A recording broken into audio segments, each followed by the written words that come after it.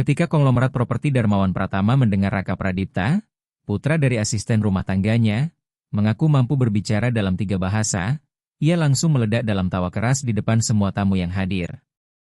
Anak ini saja belum tentu menguasai bahasa Indonesia dengan baik, ejeknya dengan nada kejam. Namun tidak seorang pun menyangka bahwa apa yang akan terjadi setelahnya justru membuat seluruh ruangan terdiam. Di tengah kemewahan villa keluarga Pratama di kawasan Menteng, Jakarta Pusat, suara percakapan para tamu yang elegan mendadak terhenti ketika tawa nyaring Darmawan Pratama menggema hingga membuat gelas-gelas kristal di ruang makan mewah hampir bergetar. Sorot matanya dipenuhi penghinaan hingga membuat Larasati Widyastuti, sang asisten rumah tangga, tanpa sadar melangkah maju untuk melindungi putranya yang baru berusia 11 tahun. "Ulangi apa yang baru saja kamu katakan," perintah Darmawan Pratama sambil menunjuk tepat ke wajah Raka Pradipta yang berdiri tenang di tengah ruangan megah itu. "Kamu bilang bisa berbicara 3 bahasa? Kamu? Anak dari pembantu rumah tanggaku?" Pertanyaan itu menggema di seluruh ruangan hingga membuat 15 tamu yang hadir memusatkan perhatian pada peristiwa yang mulai berubah menjadi tontonan. Raka Pradipta menelan ludah, tetapi tetap berdiri tegak. Matanya sempat bertemu dengan mata ibunya sebelum ia menjawab dengan suara mantap yang jauh lebih dewasa dari usianya. "Ya, Pak Darmawan. Saya bisa berbahasa Indonesia, Inggris, dan Prancis." Kalimat itu keluar dengan jelas tanpa keraguan sedikit pun, meski getaran halus pada kedua tangannya menunjukkan kegugupan yang berusaha ia sembunyikan. Reaksi Darmawan Pratama datang seketika. Ia kembali tertawa terbahak-bahak, kali ini diikuti beberapa tamu terdekatnya. "Kalian dengar itu?" katanya sambil menggerakkan tangan secara dramatis. Anak yang seharian menonton televisi mengira dirinya seorang poliglot. Tawa menyebar ke seluruh ruangan seperti wabah. Bahkan beberapa tamu yang awalnya terlihat tidak nyaman ikut tersenyum canggung. Air mata mulai terasa panas di mata Larasati Widyastuti saat melihat putranya dipermalukan di depan umum. Tangannya gemetar ketika memegang nampan berisi risoles dan pastel mini, dan ia harus berusaha keras agar nampan itu tidak jatuh. "Tolong, Pak Darmawan," bisiknya lirih. Raka Pradipta masih anak-anak. Dia tidak bermaksud tidak sopan. Namun suaranya tenggelam di antara komentar-komentar sinis yang mulai bermunculan dari para tamu. "3 bahasa?" lanjut Darmawan Pratama sambil berpura-pura menghapus air mata tawa. "Saya menghabiskan begitu banyak uang untuk les bahasa Inggris putri saya, Kirana Pratama, dan dia saja masih kesulitan menyusun satu kalimat dengan benar." Dari atas tangga, Kirana Pratama yang berusia 15 tahun memerah karena malu sebelum buru-buru menghilang ke koridor lantai atas. Dr. Bima Kusnadi, salah satu rekan bisnis Darmawan Pratama, berdeham dengan canggung. "Darmawan, mungkin kita sebaiknya," katanya, tetapi langsung dipotong oleh gerakan tangan tuan rumah. "Tidak, tidak, Bima. Ini kesempatan yang sangat mendidik," ujar Darmawan Pratama sambil berjalan mengitari Raka Pradipta layaknya pemangsa yang mengelilingi mangsanya. "Kita akan mengajarkan anak ini tentang kenyataan hidup dan tentang mengetahui posisinya." Nada dingin dalam suaranya membuat beberapa tamu bergeser tidak nyaman di kursi mereka. Ratih Prameswari, istri seorang pengusaha tekstil terkenal, berbisik kepada sahabatnya Nadira Maharani, "Ini sudah keterlaluan. Dia hanya seorang anak kecil." Namun suaranya tenggelam oleh bunyi gelas kristal yang diketuk berulang kali oleh Darmawan Pratama menggunakan sendok perak untuk menarik perhatian seluruh ruangan. "Hadirin sekalian," serunya dengan gaya seperti pembawa acara pertunjukan besar. "Malam ini kita akan menyaksikan sesuatu yang istimewa. Anak jenius kecil yang berdiri di sini akan menunjukkan kepada kita semua kemampuan bahasanya." Nada sindiran dalam suara Darmawan Pratama begitu pekat hingga seolah memenuhi seluruh ruangan. "Kalau anak dari pegawai rumah saya ternyata seorang jenius, tentu saya harus mengetahuinya, bukan?" katanya dengan senyum mengejek. Raka Pradipta tetap berdiri teguh, tetapi Larasati Widyastuti bisa melihat betapa besar usaha yang harus dilakukan putranya untuk mempertahankan ketenangan itu. Kedua tangan anak itu mengepal di samping tubuhnya dan napasnya terdengar sedikit lebih cepat. Namun ketika berbicara, suaranya tetap terkendali dengan luar biasa. "Saya tidak bermaksud menimbulkan masalah, Pak. Saya hanya menjawab pertanyaan Ibu Nadira Maharani tentang cita-cita saya saat dewasa nanti. Ah, benar juga, seru Nadira Maharani, salah satu tamu termuda yang tampak sangat malu. Saya bertanya tentang impiannya dan dia mengatakan ingin menjadi penerjemah agar bisa membantu orang-orang dari berbagai negara saling memahami. Menurut saya itu sangat indah. Suaranya semakin pelan ketika menyadari bahwa pertanyaannya tanpa sengaja telah memicu semua kejadian ini. Darmawan Pratama langsung menoleh ke arahnya dengan tatapan dingin. Penerjemah? Betapa romantisnya. Dan Anda benar-benar percaya pada fantasi anak-anak seperti itu? Katanya sini sebelum kembali menghadapkan tubuhnya kepada Raka Pradipta. Ia melangkah begitu dekat hingga anak itu dapat mencium aroma minuman mahal dari napasnya. Dengarkan baik-baik. Orang seperti kamu tidak akan menjadi penerjemah. Orang seperti kamu mengikuti jejak orang tuanya. Ibumu bekerja membersihkan rumah. Kamu akan tumbuh menjadi pekerja kasar. Itulah tatanan hidup yang sewajarnya. Kata-kata itu menghantam Larasati Widyastuti seperti pukulan nyata. Selama bertahun-tahun ia bekerja siang dan malam. Menghemat setiap rupiah untuk membeli buku bekas di Pasar Senen dan membayar paket internet termurah agar putranya dapat mengakses ilmu pengetahuan yang dulu tidak pernah sempat ia miliki. Melihat impian anaknya dihancurkan di depan banyak orang terasa jauh lebih menyakitkan daripada penghinaan apapun yang pernah ia alami sendiri. Ibu saya selalu mengajarkan bahwa ilmu pengetahuan tidak mengenal kelas sosial, kata Raka Pradipta. Untuk pertama kalinya suaranya sedikit bergetar. Beliau mengatakan bahwa siapapun bisa mempelajari apa saja jika memiliki kemauan dan ketekunan yang cukup. Keheningan yang muncul sesudahnya terasa menyesakan. Darmawan Pratama terdiam beberapa saat, berusaha mencerna jawaban itu. Namun ketika akhirnya bereaksi, kemarahannya bahkan mengejutkan para tamu terdekatnya. Ibumu telah memenuhi kepalamu dengan hayalan, bentaknya dengan wajah memerah. Dan sekarang kamu datang ke rumah saya, di depan para tamu saya, berpura-pura menjadi sesuatu yang bukan dirimu. Ia menunjuk Larasati Widyastuti dengan tuduhan terang-terangan. Inilah yang terjadi ketika orang-orang sederhana mencoba bermimpi melampaui kenyataan hidup mereka. Pada saat itulah sesuatu berubah dalam tatapan Raka Pradipta. Kesedihan dan ketakutan perlahan menghilang, digantikan oleh tekad yang terasa terlalu dewasa untuk anak seusianya. Ia menegakkan bahu dan menatap langsung ke mata Darmawan Pratama tanpa mengalihkan pandangan sedikit pun. Apakah Bapak ingin saya membuktikannya? Tanyanya dengan suara setegas batu. Apakah Bapak ingin saya membuktikan bahwa saya benar-benar menguasai bahasa-bahasa yang saya sebutkan? Pertanyaan itu membuat Darmawan Pratama benar-benar terkejut. Ia mengira akan melihat air mata, permintaan maaf, atau usaha melarikan diri dari rasa malu, tetapi sama sekali tidak mengharapkan tantangan terbuka seperti itu. Para tamu mulai berbisik satu sama lain dengan rasa penasaran yang semakin besar. Yuda Santoso, seorang pengusaha ekspor, membungkukkan badan ke depan dari kursinya. Ini akan menarik, komentarnya sambil mengabaikan tatapan tajam yang dilemparkan Darmawan Pratama kepadanya. Buktikan, ulang Darmawan Pratama dengan nada penuh ketidakpercayaan dan kejengkelan. Kamu berani menantang seorang pria yang membangun gedung-gedung besar dan mempekerjakan ratusan orang? Saya tidak menantang siapapun, sela Raka Pradipta dengan hormat. Saya hanya ingin menunjukkan bahwa ibu saya tidak berbohong, bahwa beliau tidak mengajarkan hayalan kepada saya, dan bahwa semua yang beliau ajarkan adalah kebenaran. Mendengar itu, Larasati Widyastuti merasa hatinya seolah hancur dan utuh kembali dalam waktu yang bersamaan. Perasaan bangga dan takut bercampur menjadi satu di dalam dada Larasati Widyastuti ketika ia melihat putranya yang masih kecil berdiri menghadapi salah satu pria paling berpengaruh di Jakarta. Ia ingin berlari, menggenggam tangan Raka Pradipta, lalu meninggalkan tempat itu secepat mungkin. Namun ada sesuatu dalam sikap teguh putranya yang membuatnya tetap diam di tempat. Darmawan Pratama menatap sekeliling ruangan dan menyadari bahwa semua mata kini tertuju kepadanya, menunggu reaksinya. Reputasinya sebagai pria yang tidak pernah mundur dari tantangan sedang dipertaruhkan.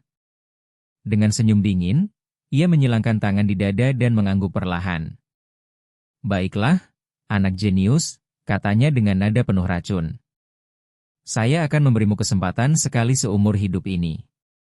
Buktikan bahwa kamu bukan sekadar anak yang hidup dalam hayalan. Ia berhenti sejenak, menikmati ketegangan yang memenuhi ruangan. Tapi saat kamu gagal, dan saya yakin kamu akan gagal, saya ingin kamu dan ibumu meninggalkan rumah ini untuk selamanya. Ultimatum itu bergema seperti petir. Wajah Larasati Widyastuti langsung pucat. Kakinya hampir kehilangan tenaga.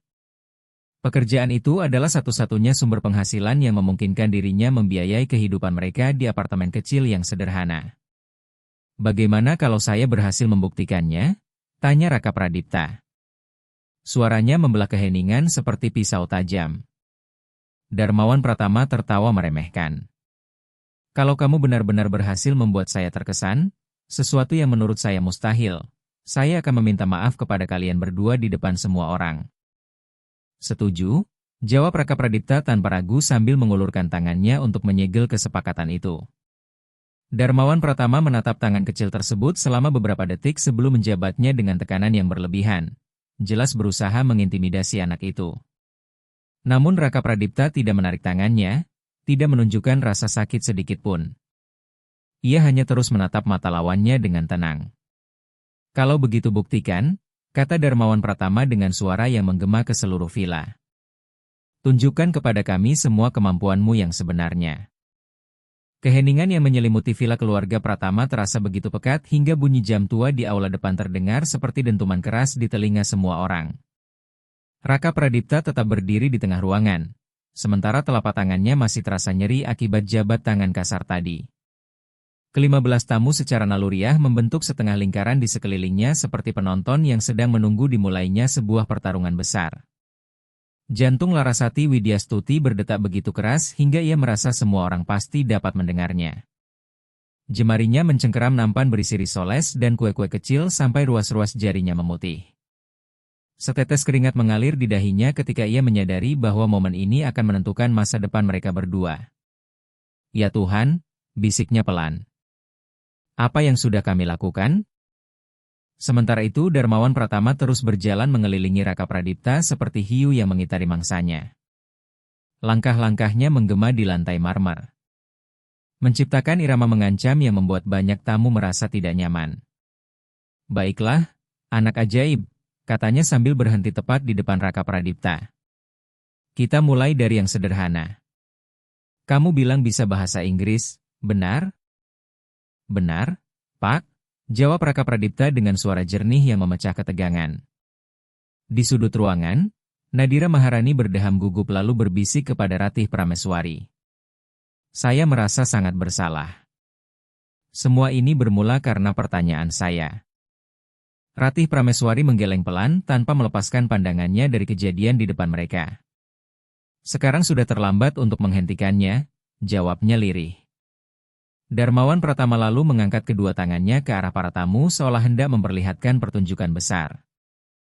Hadirin sekalian, saksikanlah saat sebuah bangunan rapuh runtuh di depan mata kita.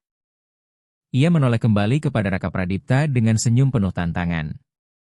Arif, panggilnya kepada salah satu tamu, seorang pengusaha Inggris yang sedang berkunjung ke Indonesia untuk urusan bisnis. Ajukan satu pertanyaan kepada anak jenius kecil kita ini. Tentu saja dalam bahasa Inggris, kata Darmawan Pratama. Arif Wicaksono, seorang pria tinggi dan berpenampilan rapi yang sering bekerja sama dengan perusahaan-perusahaan internasional, tampak ragu sejenak. Ia menatap wajah penuh tekad milik Raka Pradipta, lalu memandang ekspresi cemas Larasati Widyastuti. Sejujurnya saya tidak yakin ini ide yang baik, katanya pelan, tetapi Darmawan Pratama segera memotongnya dengan gerakan tangan yang tidak sabar. Arif, tolong. Ini hanya demonstrasi pendidikan, katanya dengan nada tegas yang sulit dibantah. Tanyakan apa saja yang Anda inginkan. Arif Wicaksono menghela napas pelan sebelum akhirnya berbicara kepada Raka Pradipta dalam bahasa Inggris. Ia menanyakan apa cita-citanya ketika dewasa dan mengapa hal itu begitu penting baginya. Apa yang terjadi berikutnya membuat seluruh ruangan membeku dalam keheningan. Raka Pradipta tidak ragu sedikit pun. Ia tidak tergagap dan tidak menunjukkan tanda-tanda gugup. Jawabannya dalam bahasa Inggris mengalir begitu alami, Lalu ia langsung menerjemahkannya ke dalam bahasa Indonesia. Saya bermimpi menjadi penerjemah karena saya percaya bahwa perbedaan bahasa sering menciptakan kesalahpahaman di antara manusia. Jika saya dapat membantu orang-orang dari berbagai negara saling memahami dengan lebih baik, mungkin dunia akan terasa lebih dekat dan lebih terhubung. Ibu saya mengajarkan bahwa ilmu pengetahuan adalah satu-satunya hal yang tidak bisa dirampas dari seseorang. Jawaban itu begitu lancar, alami, dan sempurna sehingga beberapa tamu sampai ternganga karena terkejut. Arif Wicaksono berkedip beberapa kali, jelas terkesan bukan hanya oleh kefasihan anak itu, tetapi juga oleh kedewasaan pemikirannya. Luar biasa, gumamnya hampir tanpa sadar. Darmawan Pratama terdiam selama beberapa saat, berusaha memproses apa yang baru saja didengarnya. Ekspresinya berubah dari percaya diri menjadi bingung, lalu perlahan berubah menjadi kesal hingga rahangnya menegang. Yah, katanya akhirnya dengan suara sedikit serak, siapapun bisa menghafal beberapa kalimat bahasa Inggris. Itu tidak membuktikan apa-apa. Menghafal? Ulang Arif Wicaksono sambil mengernyit. Darmawan, itu adalah jawaban spontan yang sangat matang. Anak ini memiliki penguasaan bahasa yang benar-benar mengesankan. Ia kembali berbicara kepada Raka Pradipta dalam bahasa Inggris dan menanyakan sudah berapa lama ia mempelajari bahasa tersebut. Raka Pradipta menjawab dalam bahasa Inggris sebelum kembali menerjemahkannya ke dalam bahasa Indonesia. Saya belajar sendiri selama kurang lebih 3 tahun, Pak. Saya menonton dokumenter dengan subtitle, membaca buku-buku bekas yang ditemukan ibu saya di toko buku bekas Kuitang, dan berlatih berbicara dengan bayangan saya sendiri di cermin setiap hari. Kata-kata itu menghantam hati Larasati Widyastuti begitu dalam hingga matanya langsung berkaca-kaca. Ia teringat malam-malam ketika menemukan putranya berbisik dalam bahasa asing di depan cermin kamar mandi, teringat uang jajan sekolah yang sengaja disisihkan untuk membeli kamus bekas, dan teringat bagaimana anak itu sering terjaga hingga larut malam menonton program edukasi dengan volume sangat kecil agar tidak mengganggunya beristirahat. Dr. Bima Kusnadi, yang sejak tadi lebih banyak diam, kini membungkukkan tubuhnya ke depan dengan minat yang tulus. Ini benar-benar luar biasa, Darmawan. Anak ini memiliki bakat alami yang sangat langka. Namun Darmawan Pratama tidak mau menerima kenyataan begitu saja.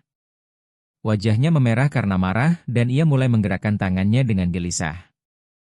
Bahasa Inggris itu mudah. Ada di mana-mana sekarang. Film, musik, internet. Ia menunjuk Raka Pradipta dengan tajam. Kamu juga bilang bisa bahasa Prancis, bukan?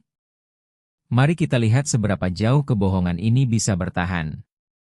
Mendengar itu, Maya Paramita, seorang sosialita yang dikenal fasih berbahasa Prancis karena lama tinggal di Eropa, mengangkat sebelah alisnya. Darmawan, katanya dengan tenang, apa kamu benar-benar ingin saya menguji anak ini dalam bahasa Prancis? Tentu saja, jawab Darmawan Pratama sambil memukul telapak tangannya dengan kepalan tangan. Saya ingin melihat sejauh mana sandiwara ini berjalan. Maya Paramita menghela napas pelan sebelum akhirnya berbicara kepada Raka Pradipta dalam bahasa Prancis. Ia menanyakan hal apa yang paling membuat anak itu bahagia dalam hidupnya. Untuk pertama kalinya sejak semua kejadian itu dimulai, Raka Pradipta tersenyum. Ia menjawab dengan lancar dalam bahasa Prancis lalu langsung menerjemahkannya ke dalam bahasa Indonesia. Selamat siang, Ibu.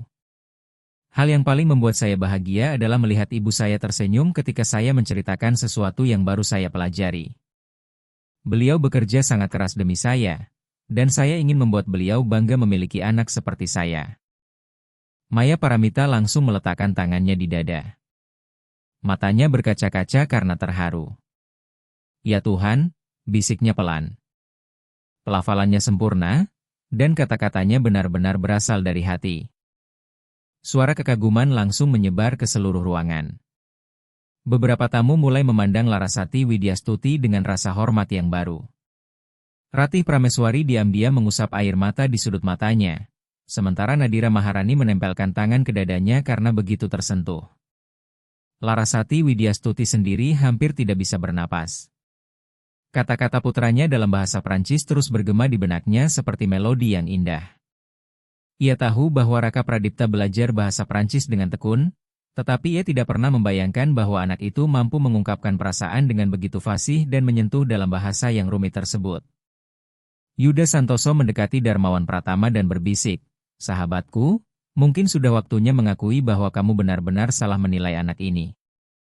Namun Darmawan Pratama menepis perkataan itu dengan gerakan kasar.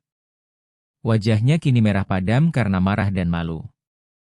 "Ini masih belum membuktikan apapun," bentaknya. Ketenangan yang selama ini ia pertahankan akhirnya runtuh sepenuhnya. Bahasa Inggris dan bahasa Prancis sama-sama bahasa Barat. Tentu saja ada kemiripan. Siapa saja bisa menghafal beberapa kalimat. Ia menunjuk Raka Pradipta dengan jari yang sedikit gemetar. "Kamu bilang menguasai 3 bahasa. Apa bahasa ketigamu? Spanyol? Italia? Bahasa lain yang mudah dipelajari?" Raka Pradipta menarik napas dalam-dalam. Untuk pertama kalinya ia tampak ragu. Bukan karena takut, tetapi karena ia tahu jawaban berikutnya akan mengubah seluruh suasana secara permanen. "Bahasa Mandarin," jawabnya singkat. Keheningan yang muncul sesudahnya begitu total hingga suara daun jatuh di luar jendela pun seolah akan terdengar jelas. Darmawan Pratama langsung ternganga. Matanya membesar seperti baru saja mendengar sesuatu yang mustahil. "Tidak mungkin," gumam Dokter Bima Kusnadi hampir tidak terdengar. Saat itu Hendra Wijaya, seorang pengusaha yang selama ini menjadi calon investor penting dalam beberapa proyek bisnis Darmawan Pratama, melangkah maju. Sejak awal ia lebih banyak diam sambil mengamati seluruh kejadian dengan rasa ingin tahu yang terus bertambah. "Nak," katanya dengan aksen yang khas, "apakah kamu benar-benar memahami bahasa Mandarin?"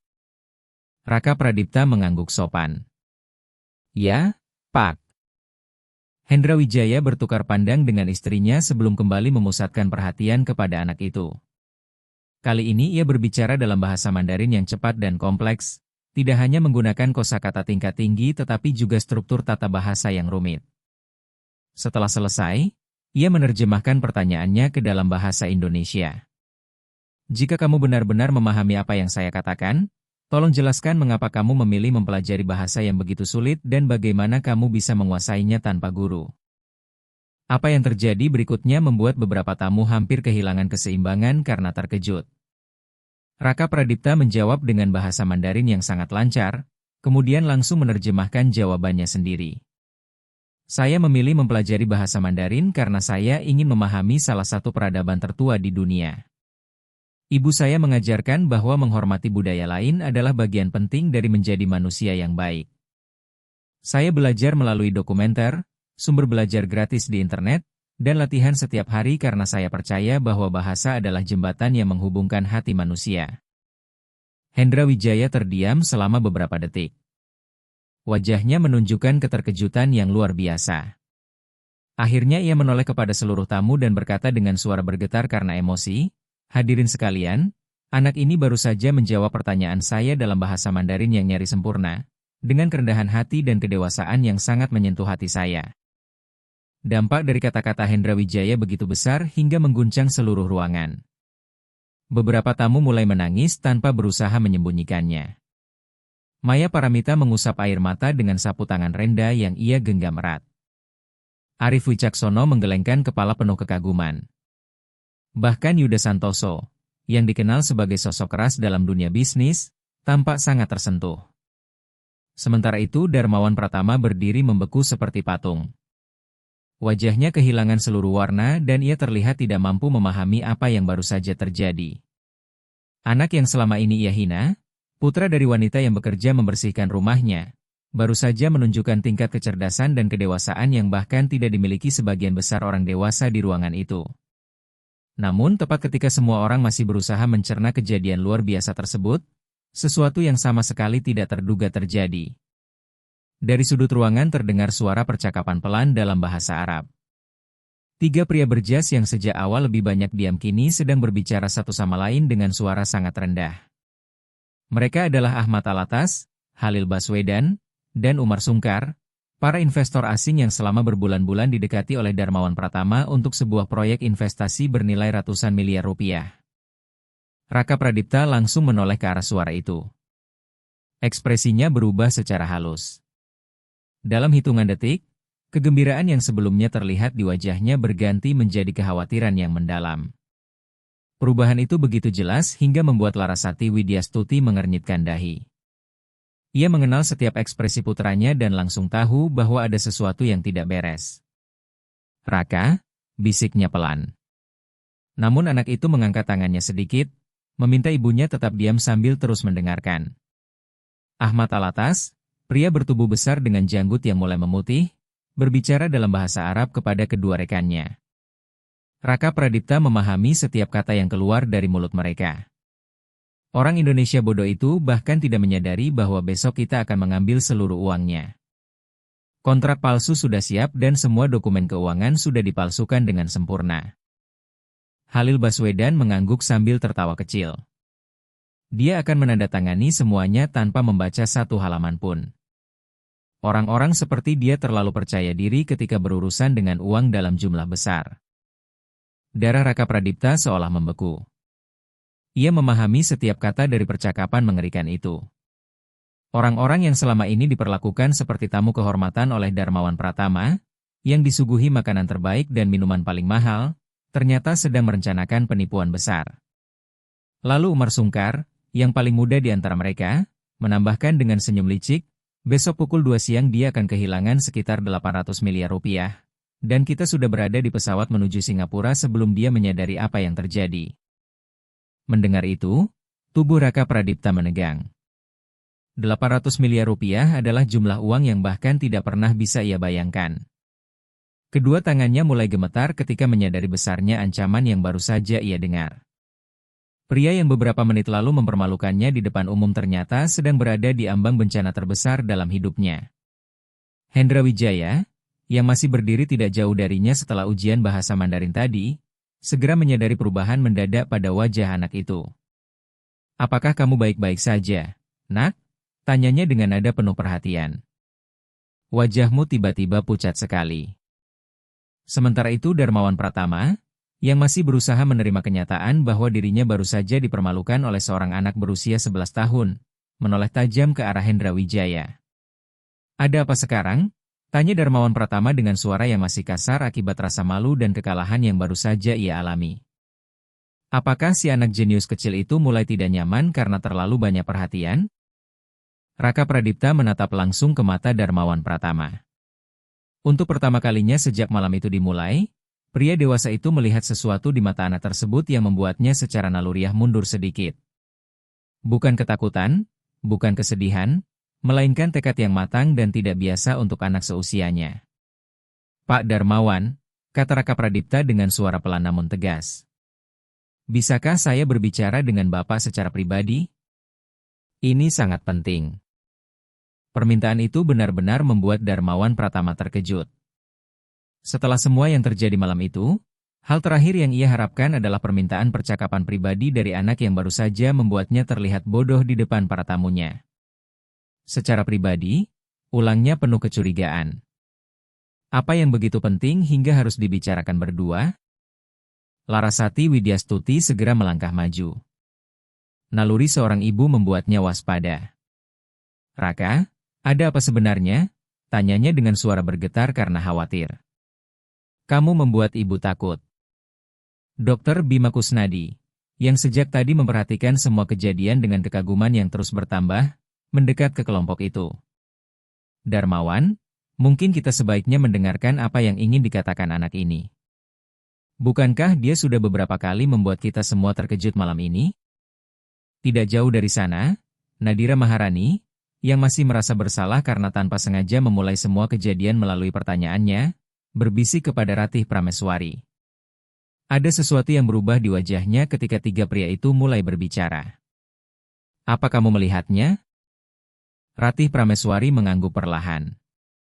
Pengalamannya membuatnya peka terhadap detail kecil yang sering terlewat oleh orang lain.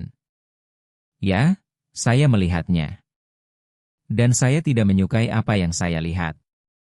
Ia melirik diam-diam ke arah Ahmad Alatas, Halil Baswedan, dan Umar Sungkar yang kini sudah berhenti berbicara dan sedang memperhatikan situasi dengan minat yang semakin besar. Darmawan Pratama menyilangkan kedua tangannya di dada. Sikapnya masih defensif, tetapi rasa ingin tahunya semakin sulit disembunyikan. Baiklah, katanya akhirnya. Kalau memang ada sesuatu yang sangat penting, katakan saja di sini, di depan semua orang. Tidak ada rahasia di rumah ini. Saat itulah Raka Pradipta mengambil keputusan yang akan mengubah seluruh arah malam itu. Ia memandang sekeliling ruangan. Ia melihat wajah-wajah penasaran para tamu, ekspresi cemas ibunya, lalu 3 pria asing yang kini menatapnya dengan perhatian penuh. Dengan keberanian yang bahkan mengejutkan dirinya sendiri, ia melangkah maju. "Pak Darmawan," katanya dengan suara yang terdengar jelas di seluruh ruangan yang sunyi. "Ada satu bahasa lagi yang belum saya sebutkan sebelumnya." Keheningan yang muncul sesudahnya terasa begitu berat. Darmawan Pratama berkedi beberapa kali sambil mencoba memahami maksud perkataan itu. "Satu bahasa lagi," ulangnya perlahan. "Kamu bilang bisa bahasa Inggris, Perancis, dan Mandarin. Bahasa apa yang keempat?" Raka Pradipta menarik napas panjang. Ia tahu bahwa setelah kalimat berikutnya diucapkan, tidak akan ada jalan untuk kembali. "Bahasa Arab," jawabnya singkat. Reaksi yang muncul langsung meledak. Gelas yang dipegang Ahmad Alatas terlepas dari tangannya dan jatuh ke lantai marmer hingga pecah berkeping-keping dengan suara keras yang terdengar seperti letusan. Halil Baswedan mendadak pucat pasi. Matanya membelalak penuh kepanikan. Umar Sungkar mulai berkeringat deras dan kedua tangannya terlihat gemetar. Darmawan Pratama memandang bingung bergantian antara Raka Pradipta dan ketiga investor itu, sama sekali tidak memahami penyebab reaksi ekstrim tersebut. "Bahasa Arab," katanya. "Kenapa kamu mempelajari bahasa Arab? Dan kenapa mereka bertiga terlihat seperti baru melihat hantu?" Orang pertama yang memahami besarnya masalah adalah Arif Wicaksono. Sebagai pengusaha berpengalaman yang telah bertahun-tahun bernegosiasi dengan berbagai kalangan internasional, ia sangat terbiasa membaca ekspresi wajah dan bahasa tubuh. Ia memandang Darmawan Pratama dengan serius. "Darmawan," katanya perlahan, "menurut saya kamu harus mendengarkan dengan sangat saksama apa yang akan dikatakan anak ini berikutnya." Raka Pradipta menatap langsung ke arah Ahmad Alatas lalu berbicara dalam bahasa Indonesia dengan intonasi dan ritme yang jelas menunjukkan bahwa ia sedang menerjemahkan sesuatu yang baru saja didengarnya dalam bahasa Arab. "Orang Indonesia bodoh itu tidak menyadari bahwa besok kalian akan mengambil seluruh uangnya. Kontrak palsu sudah siap dan semua dokumen keuangan telah dipalsukan." Dampak dari kalimat itu langsung menghantam seluruh ruangan. Ahmad Alatas mencoba mundur satu langkah, tetapi tersandung kakinya sendiri hingga hampir terjatuh. Halil Baswedan mulai tergagap-gagap, pertama dalam bahasa Arab lalu dalam bahasa Indonesia. Ini hanya kesalahpahaman besar. "Kami tidak pernah," namun Raka Pradipta terus melanjutkan dengan suara tegas dan penuh keyakinan.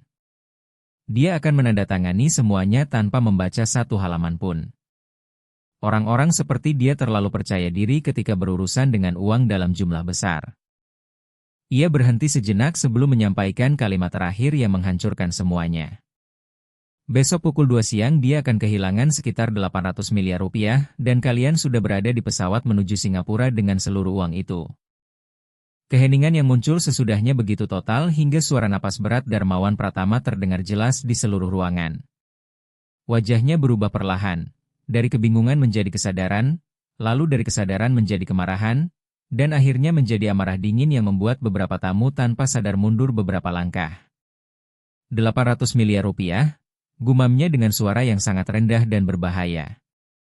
Matanya beralih ke arah 3 investor yang kini tampak seperti hewan yang terpojok.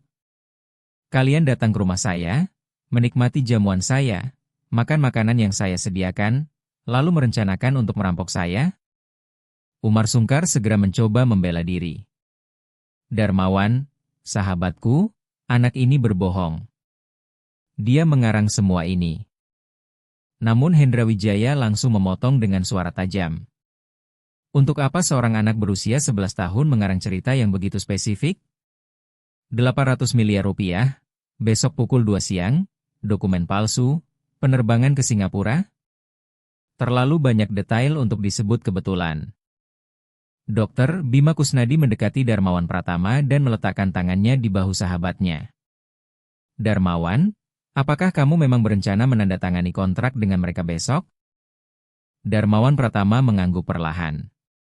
Wajahnya masih menunjukkan keterkejutan akibat pengkhianatan yang baru ia sadari. Pukul 2 siang. Investasi bersama untuk proyek hotel internasional. Nilainya sekitar 800 miliar rupiah. Suaranya berubah menjadi bisikan dingin. Jumlahnya persis sama. Konfirmasi itu meledak di ruangan seperti bom. Para tamu mulai saling berbisik. Beberapa langsung mengeluarkan telepon genggam untuk merekam dan mendokumentasikan apa yang sedang terjadi. Larasati Widyastuti menutup mulutnya dengan kedua tangan sementara air mata mengalir di pipinya. Bukan karena sedih, melainkan karena kebanggaan yang begitu besar terhadap putranya. Ahmad Alatas mencoba melakukan pembelaan terakhir. Ini konyol. Kalian sungguh akan mempercayai seorang anak daripada reputasi bisnis kami? Saat itulah Raka Pradipta mengucapkan kalimat yang kelak akan dikenang oleh semua orang yang hadir malam itu. Perbedaan antara saya dan Anda, Pak Ahmad, adalah saya belajar bahasa Arab untuk membangun jembatan antara budaya. Sedangkan Anda menggunakan bahasa itu untuk membangun kebohongan demi merampas hak orang lain. Kalimat itu menghantam hati semua orang yang mendengarnya. Beberapa tamu mulai menangis tanpa malu-malu. Ratih Prameswari berbisik kepada Nadira Maharani, anak ini memiliki lebih banyak kehormatan di ujung jarinya daripada yang dimiliki sebagian orang dewasa sepanjang hidup mereka. Darmawan Pratama tetap berdiri membeku selama beberapa detik. Ia tidak hanya memikirkan bencana yang baru saja berhasil dihindarinya, tetapi juga sumber keselamatannya yang begitu tak terduga. Anak yang baru saja ia hina, ia ejek, dan ia coba hancurkan di depan umum ternyata baru saja menyelamatkan seluruh kekayaannya, bahkan mungkin masa depannya. Namun kemudian sesuatu yang sama sekali tidak diduga terjadi. Alih-alih menunjukkan rasa syukur, mata Darmawan Pratama justru dipenuhi kebingungan dan rasa sakit yang mendalam. Ia menatap Raka Pradipta, lalu menoleh kepada Larasati Widyastuti, kemudian kembali memandang anak yang baru saja menyelamatkannya dari kehancuran finansial yang nyaris tak terbayangkan.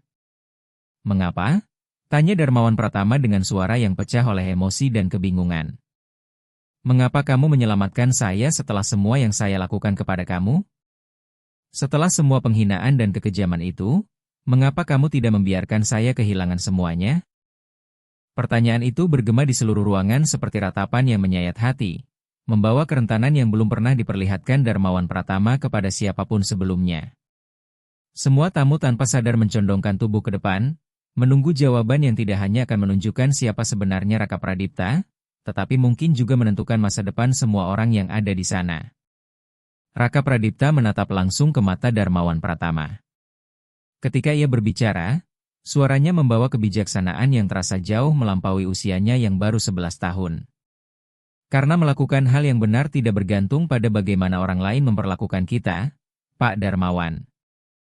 Itu bergantung pada siapa yang kita pilih untuk menjadi, bahkan ketika tidak ada yang melihat, bahkan ketika akan jauh lebih mudah untuk membalas dengan kebencian. Kata-kata itu menghantam ruangan seperti petir tanpa suara. Air mata mulai mengalir di wajah Darmawan Pratama, seorang pria yang tidak pernah menangis selama puluhan tahun. Larasati Widyastuti terisak penuh kebanggaan. Bahkan Hendra Wijaya, yang dikenal selalu tenang dan terkendali, harus diam-diam mengusap sudut matanya.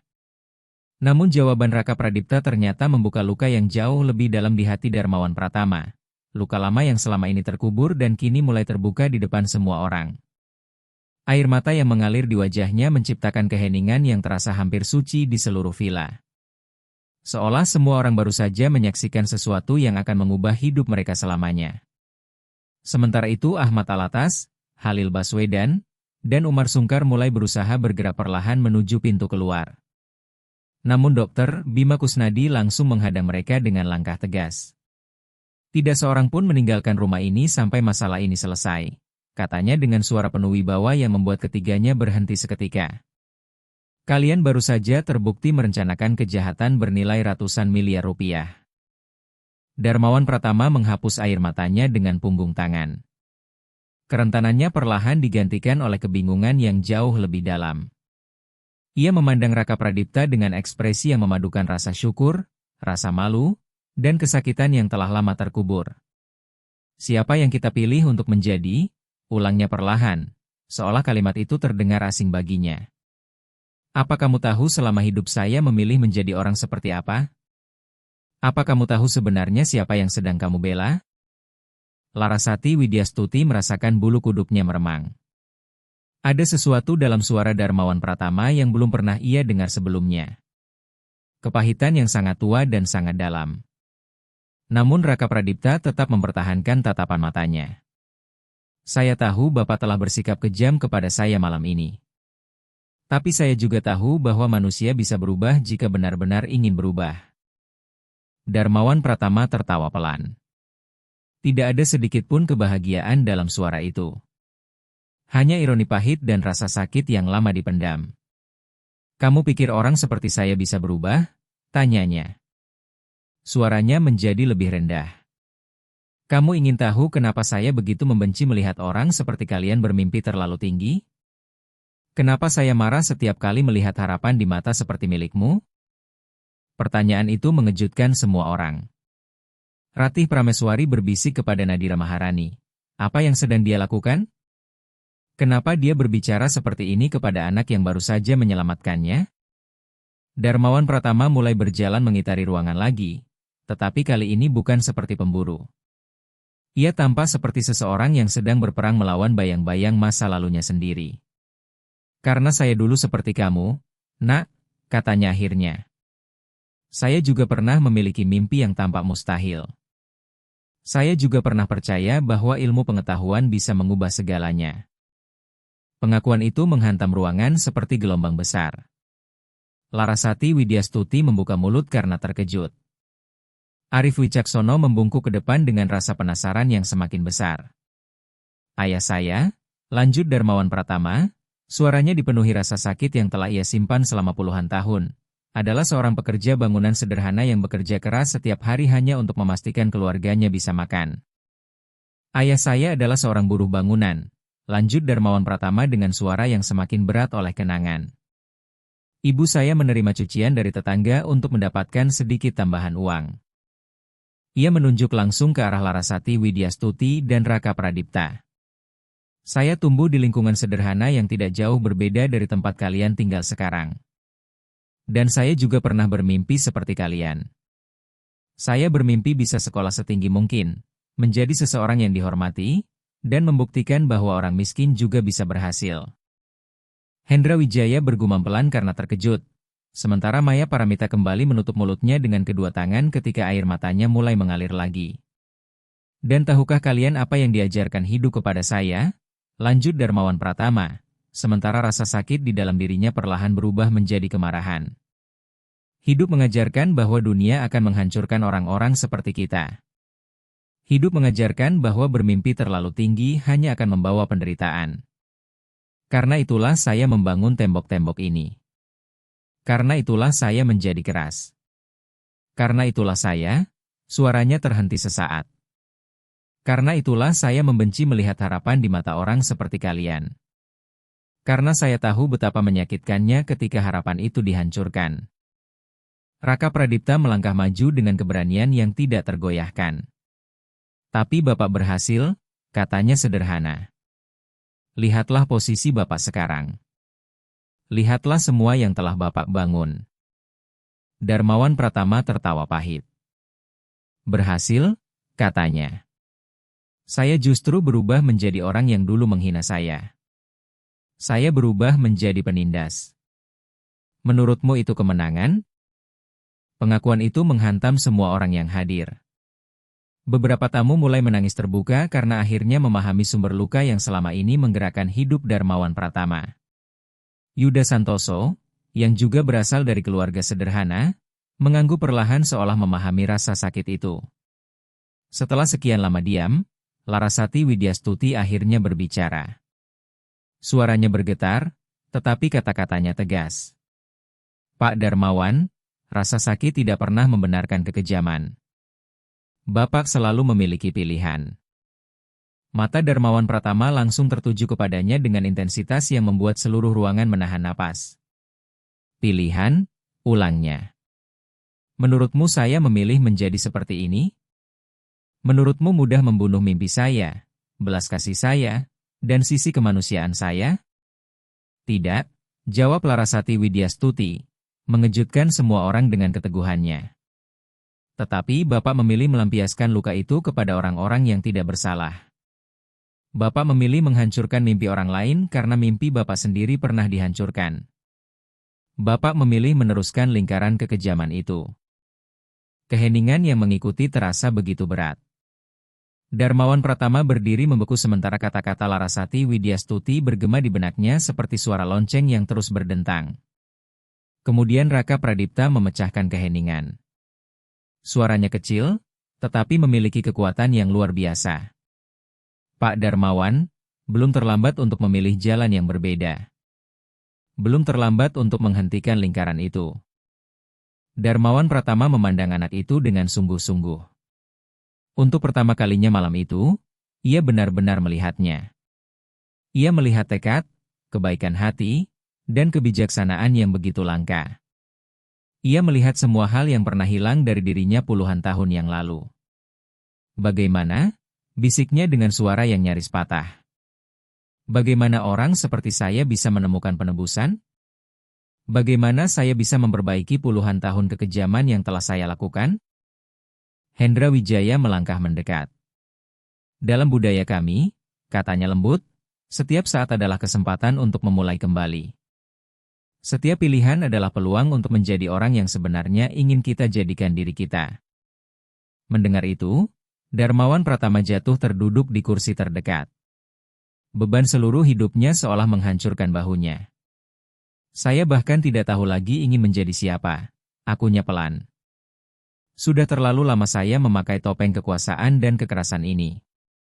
Dengan langkah perlahan, Raka Pradipta mendekat. Lalu, untuk keterkejutan semua orang yang hadir, ia meletakkan tangan kecilnya di bahu pria yang selama ini dianggap sangat berkuasa itu. Kalau begitu, mulailah dengan mengingat siapa Bapak sebelum rasa sakit itu datang, katanya. Mulailah dengan mengingat mimpi-mimpi Bapak ketika masih kecil. Pemandangan seorang anak sederhana yang sedang menghibur seorang konglomerat yang hancur secara emosional begitu kuat hingga banyak tamu mulai terisak tanpa mampu menahannya lagi. Bahkan Ahmad Alatas, yang sebelumnya masih mencari kesempatan untuk melarikan diri, berhenti dan memandang adegan itu dengan takjub. Darmawan Pratama menatap tangan kecil di bahunya, lalu memandang mata penuh belas kasih milik Raka Pradipta. Setelah beberapa saat, ia akhirnya berbisik seolah sedang mengakui rahasia terbesar dalam hidupnya. Saya dulu ingin menjadi seorang guru. Saya bermimpi mengajar anak-anak miskin seperti saya, lanjut Darmawan Pratama dengan suara yang hampir tidak terdengar. Saya ingin memutus lingkaran kebodohan dan kemiskinan. Pengakuan itu menggema di seluruh ruangan seperti sebuah wahyu yang suci. Larasati Widyastuti menutup mulutnya sementara air mata mengalir tanpa henti. Dokter Bima Kusnadi diam-diam melepas kacamatanya dan mengusap matanya. Bapak masih bisa melakukannya, kata Raka Pradipta dengan sederhana. Bapak masih bisa mengajar. Bapak masih bisa memutus lingkaran itu. Mulailah sekarang, bersama saya dan ibu saya. Darmawan Pratama mengangkat kepalanya perlahan. Untuk pertama kalinya setelah puluhan tahun, ada secerca harapan yang benar-benar tulus di matanya. Kalian mau memaafkan saya? Tanyanya lirih. Setelah semua yang telah saya lakukan? Pertanyaan itu menggantung di udara, membawa kemungkinan yang dapat mengubah hidup semua orang yang hadir malam itu. Mata Darmawan Pratama memohon seperti seseorang yang mencari keselamatan namun tidak yakin dirinya layak menerimanya. Raka Pradipta menoleh kepada ibunya mencari jawaban. Namun Larasati Widyastuti sendiri sedang berjuang menahan tangisnya. Untuk beberapa saat, keheningan di villa hanya dipecahkan oleh suara isap para tamu yang ikut tersentuh. Kemudian Larasati Widyastuti melakukan sesuatu yang mengejutkan semua orang. Ia melangkah perlahan mendekati Darmawan Pratama lalu, dengan martabat yang luar biasa, mengulurkan tangannya. Pak Darmawan, katanya dengan suara yang tetap tegas meskipun matanya basah oleh air mata. Pengampunan bukan sesuatu yang cukup diminta. Pengampunan harus diperoleh melalui tindakan. Ia berhenti sejenak lalu menarik napas panjang. Tetapi setiap manusia berhak mendapatkan kesempatan kedua untuk memilih akan menjadi siapa dirinya. Darmawan Pratama memandang tangan yang terulur itu seolah sedang melihat sebuah keajaiban. Dengan tangan gemetar, ia menggenggamnya perlahan. "Larasati," bisiknya. "Saya bahkan tidak tahu harus mulai dari mana." "Mulailah dengan mengatakan yang sebenarnya," jawab Raka Pradipta. Kebijaksanaan sederhana dari anak itu kembali menembus kerumitan situasi yang ada. "Mulailah jujur kepada kami dan kepada diri Bapak sendiri." Hendra Wijaya mengangguk setuju. Anak itu benar. Kebenaran selalu menjadi langkah pertama menuju penyembuhan. Darmawan Pratama menarik napas panjang seolah sedang mempersiapkan diri membuka luka yang selama puluhan tahun ia sembunyikan. "Nama lengkap saya sebenarnya bukan Darmawan Pratama," katanya dengan suara bergetar. "Nama saya Darmawan Saputra. Saya mengganti nama keluarga saya ketika berhasil menjadi kaya karena saya malu dengan asal-usul saya." Ratih Prameswari berbisik kepada Nadira Maharani. "Ya Tuhan, dia sedang membuka seluruh isi hatinya di depan kita semua." Darmawan Pratama melanjutkan. "Saya sekolah di sekolah negeri. Saya bekerja sebagai office boy pada siang hari dan belajar akuntansi pada malam hari. Saya pernah tidur di kamar kos murah dengan lantai seadanya. Saya hidup bertahun-tahun dengan nasi bungkus sederhana karena tidak mampu membeli makanan yang lebih baik." Air matanya kembali mengalir. "Dan ketika akhirnya saya berhasil, ketika akhirnya saya memiliki uang dan kekuasaan, saya meyakinkan diri bahwa saya harus melupakan asal-usul saya. Saya pikir saya harus membenci masa lalu agar masa depan saya tetap aman." Larasati Widyastuti menggenggam tangannya lebih erat. "Saya mengerti rasa sakit itu," katanya lembut. "Karena saya juga tidak sepenuhnya seperti yang terlihat." Pengakuan itu membuat semua orang terkejut, termasuk Raka Pradipta yang langsung memandang ibunya dengan kebingungan. "Ibu?" tanyanya. "Maksud ibu apa?" Larasati Widyastuti menarik napas dalam-dalam sebelum membuka rahasia yang selama bertahun-tahun ia simpan rapat. "Sebelum menjadi asisten rumah tangga, saya adalah seorang guru. Tepatnya guru bahasa." Dampak pengakuan itu langsung mengguncang ruangan. Mata Darmawan Pratama membelalak. Dr. Bima Kusnadi membungkuk ke depan dengan penuh minat. Para tamu mulai saling berbisik karena terkejut. "Seorang guru?" ulang Maya Paramita dengan suara penuh ketidakpercayaan. "Lalu mengapa?" Larasati Widyastuti tersenyum pahit sementara air mata terus mengalir di wajahnya. "Karena hidup terkadang memaksa kita memilih antara mimpi dan bertahan hidup. Ayah dari Raka Pradipta meninggalkan kami ketika mengetahui saya sedang mengandung. Saya kehilangan pekerjaan di sekolah karena kondisi kehamilan membuat saya sering sakit dan tidak mampu bekerja secara normal. Saya tidak memiliki dukungan, tidak memiliki koneksi, dan tidak memiliki siapapun untuk membantu. Menjadi asisten rumah tangga adalah satu-satunya cara agar anak saya tetap memiliki makanan dan tempat tinggal yang layak." Raka Pradipta menatap ibunya dengan mata terbelalak. "Ibu, kenapa ibu tidak pernah menceritakan semua itu kepada saya?" Larasati Widyastuti tersenyum di balik air matanya. "Karena ibu tidak ingin kamu tumbuh dengan kepahitan di hati. Ibu tidak ingin kamu membenci ayahmu. Ibu tidak ingin kamu merasa bersalah atas pilihan yang harus ibu ambil. Ibu ingin kamu melihat kemungkinan, bukan keterbatasan."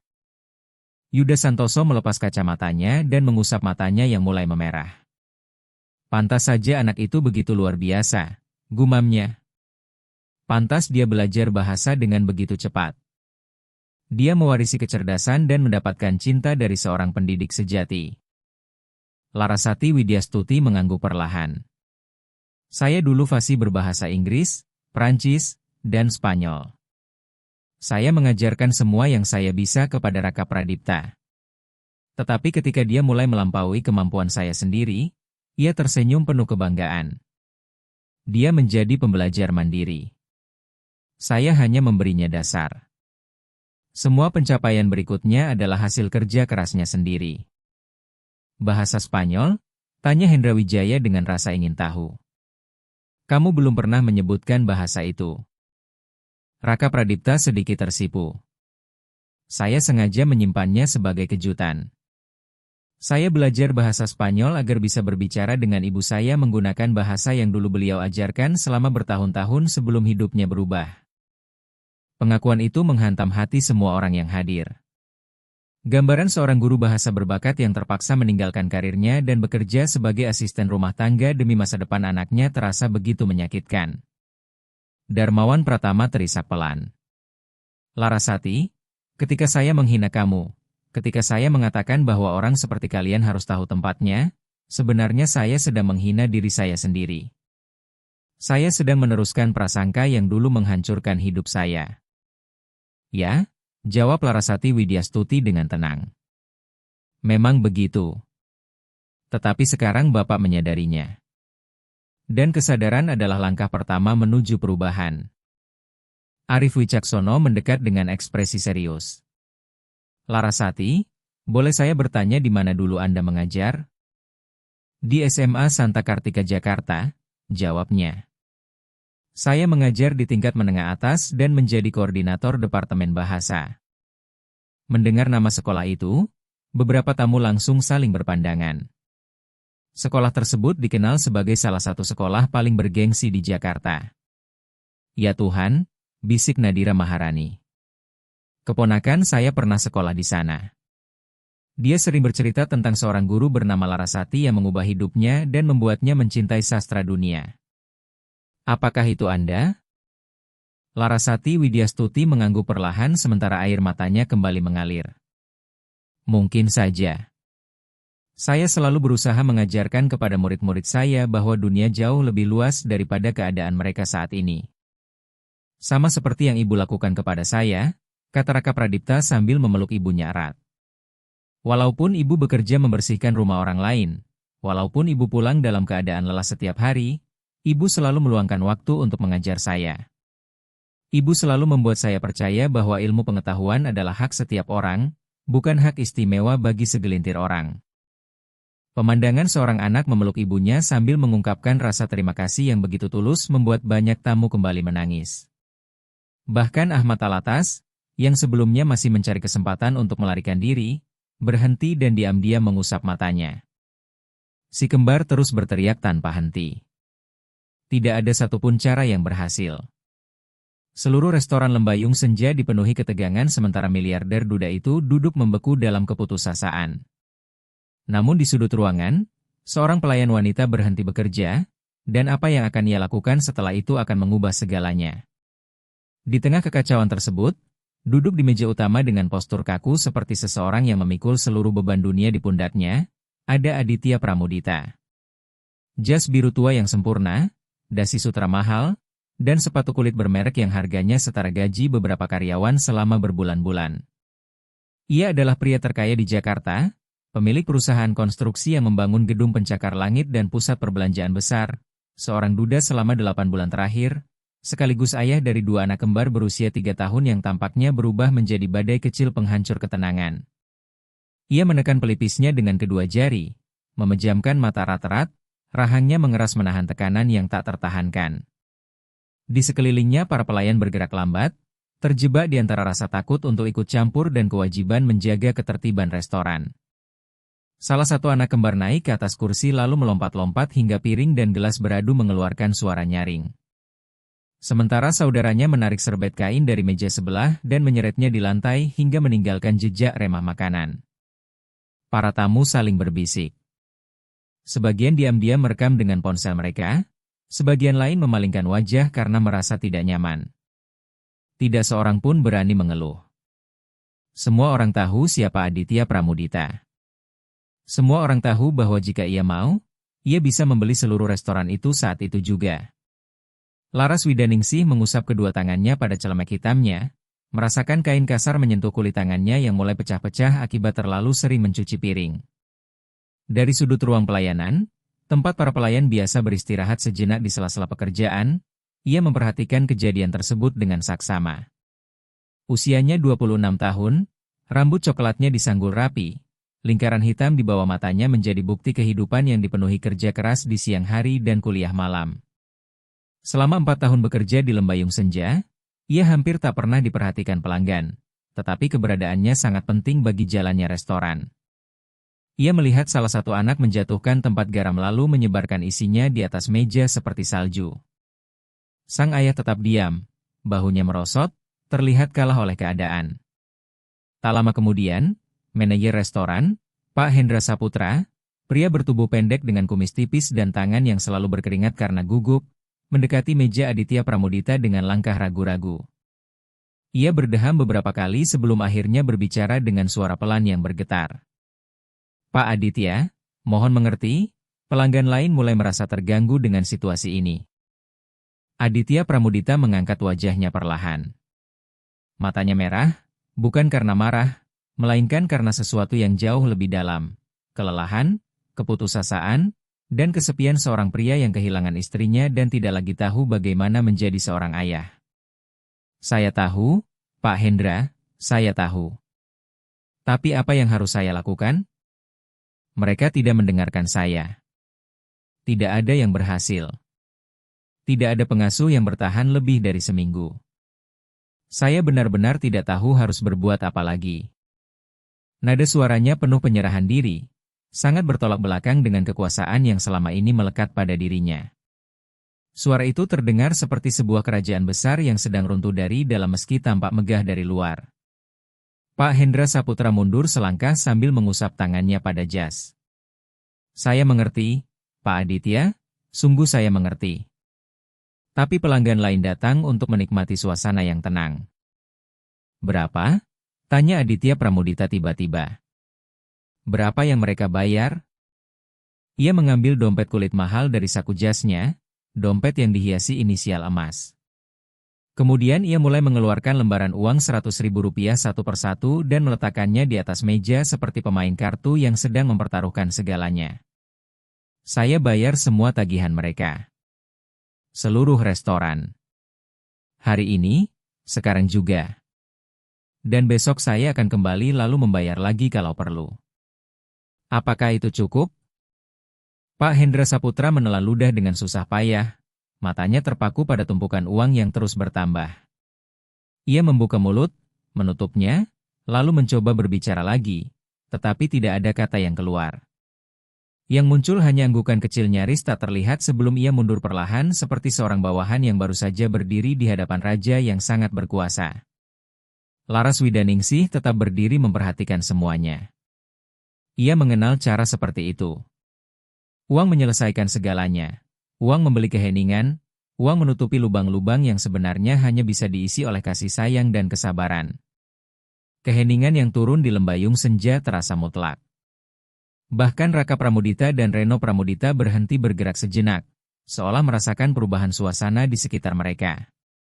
Aditya Pramudita menatap Laras Widaningsih seperti wanita itu baru saja menantangnya dalam bahasa yang tidak dikenalnya. Tidak ada yang pernah berbicara kepadanya dengan cara seperti itu. Tidak ada yang berani. Namun di sana Laras Widaningsih berdiri tegak dengan dagu terangkat dan mata yang memancarkan perpaduan antara keberanian dan kemarahan. Dan siapa kamu sampai berani memberitahuku apa yang kubutuhkan? Suara Aditya Pramudita terdengar rendah dan berbahaya, dipenuhi wibawa yang mampu membuat para direktur perusahaan gemetar dalam rapat bisnis. Namun Laras Widaningsih tidak mundur sedikit pun. Ia melangkah maju satu langkah. Saya hanya seseorang yang tahu kapan seorang anak sedang meminta perhatian dengan cara yang salah. Darmawan Pratama berdiri perlahan sambil mencoba memahami semua kenyataan yang baru saja terungkap. Seorang guru, gumamnya. Selama ini ada seorang guru luar biasa bekerja di rumah saya, dan saya memperlakukannya seolah saya tidak terlihat, lanjut Larasati Widyastuti tanpa nada marah sedikit pun. Seolah nilai saya hanya ditentukan oleh pekerjaan saya saat ini, bukan oleh siapa diri saya sebenarnya. Tiba-tiba Darmawan Pratama jatuh berlutut di hadapan Larasati Widyastuti dan Raka Pradipta. Pemandangan seorang konglomerat besar berlutut di depan seorang asisten rumah tangga dan putranya membuat seluruh ruangan terkejut.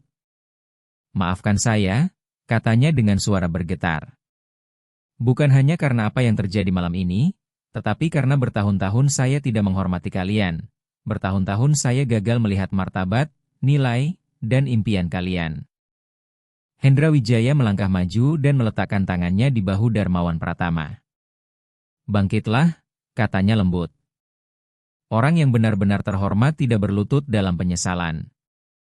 Mereka berdiri dan memperbaiki kesalahan mereka. Darmawan Pratama perlahan bangkit sambil menghapus air matanya. Kalian benar. Tetapi bagaimana caranya? Bagaimana saya bisa memperbaiki bertahun-tahun ketidakadilan yang telah saya lakukan? Raka Pradipta dan Larasati Widyastuti saling berpandangan.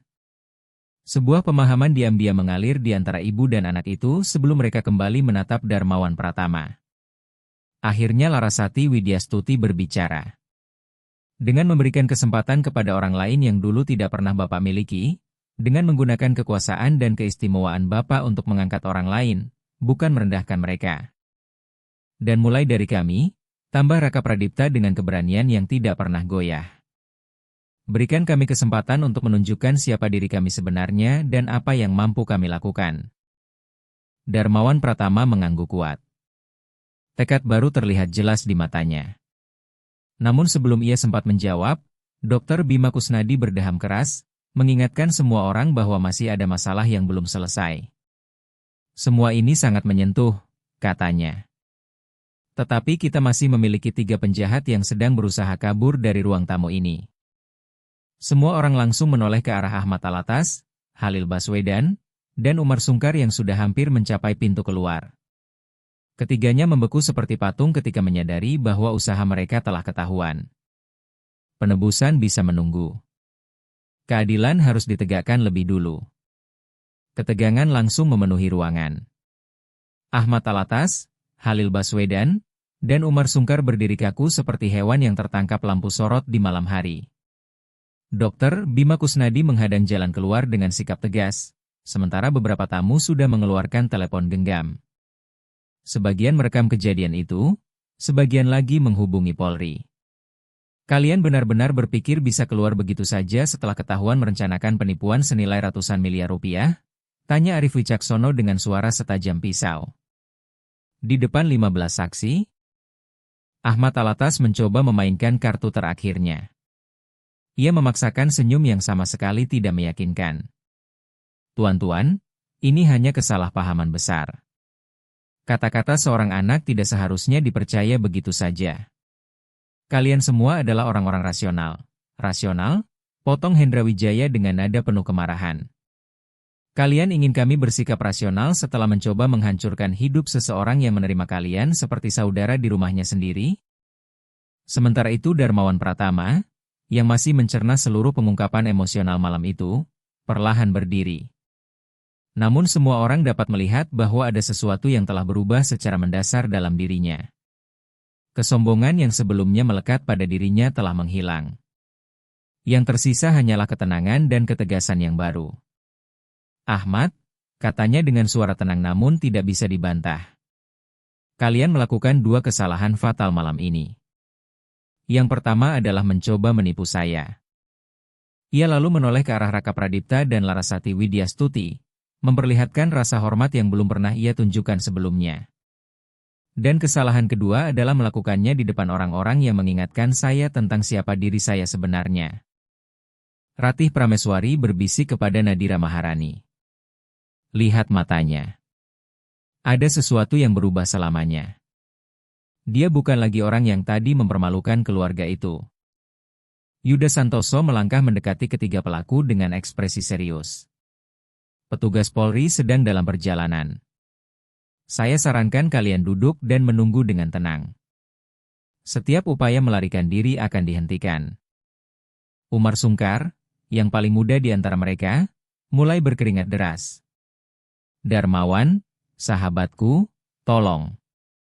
Kita bisa menyelesaikan ini secara baik-baik. Kami punya keluarga, kami punya reputasi. Keluarga? Ulang Larasati Widyastuti dengan nada yang begitu tegas hingga seluruh ruangan langsung terdiam. Apakah kalian memikirkan keluarga ketika merencanakan untuk menghancurkan kehidupan orang lain? Semua orang terkejut mendengar suaranya. Untuk pertama kalinya malam itu, ia tidak berbicara sebagai seorang asisten rumah tangga yang sederhana. Ia berbicara sebagai seorang pendidik yang berwibawa dan bermartabat. Cara berdirinya berubah. Nada suaranya memancarkan otoritas alami. Selama bertahun-tahun, lanjut Larasati Widyastuti, saya melihat orang-orang berkuasa mempermainkan kehidupan mereka yang lebih lemah. Saya melihat mimpi dihancurkan oleh keserakahan. Saya melihat keluarga-keluarga runtuh karena tindakan orang-orang yang percaya bahwa uang memberi mereka hak untuk menyakiti sesama. Ia melangkah maju dengan tenang namun penuh kekuatan. Kalian tidak berbeda dari orang-orang yang menghancurkan impian saya bertahun-tahun yang lalu. Raka Pradipta memandang ibunya dengan rasa kagum yang sama sekali baru. Untuk pertama kalinya ia melihat sosok Larasati Widyastuti yang selama ini tersembunyi di balik kelelahan dan kesederhanaan. Bukan perempuan yang pulang larut malam setelah bekerja membersihkan rumah orang lain, melainkan pendidik yang berwibawa dan dihormati, sosok yang pernah dipaksa mengubur impiannya demi bertahan hidup. Maya Paramita mendekati Larasati Widyastuti dengan mata yang masih basah oleh air mata. "Sahabatku," katanya lembut. "Tempatmu seharusnya berada di universitas dan lembaga pendidikan terbaik, bukan bekerja untuk orang-orang yang tidak pernah menghargai nilai dirimu." Saat itulah Darmawan Pratama melakukan sesuatu yang benar-benar mengejutkan seluruh ruangan. Ia menoleh kepada Larasati Widyastuti dan, di depan para tamu, para karyawan rumah, serta 3 penipu yang masih tertahan di dekat pintu keluar, ia mengucapkan kalimat yang mengubah segalanya. "Larasati," katanya dengan suara mantap dan jelas. "Saya ingin menawarkan posisi Direktur Pendidikan di Yayasan Pratama Cendekia kepada Anda." Keheningan yang muncul setelahnya begitu total hingga suara jarum jatuh pun seolah akan terdengar. Larasati Widyastuti berkedip beberapa kali, berusaha memahami apa yang baru saja ia dengar. Saya tidak mengerti." Darmawan Pratama menarik napas dalam. "Yayasan Pratama Cendekia adalah lembaga sosial yang saya dirikan 5 tahun lalu. Tetapi saya tidak pernah benar-benar mengembangkannya karena saya kehilangan keyakinan bahwa hidup manusia bisa berubah." Suaranya sempat bergetar. "Hari ini kalian membuktikan bahwa saya salah." Dr. Bima Kusnadi melangkah maju dengan wajah penuh keterkejutan. "Darmawan, apakah kamu serius?" Darmawan Pratama mengangguk. Yayasan itu memiliki dana operasional sekitar 45 miliar rupiah setiap tahun. Selama ini dana itu hanya tersimpan karena saya tidak tahu harus digunakan untuk apa. Sekarang saya tahu. Ia menatap Larasati Widyastuti dengan sungguh-sungguh. "Saya ingin membangun sekolah bahasa gratis untuk anak-anak dari keluarga kurang mampu. Saya ingin menyediakan beasiswa penuh.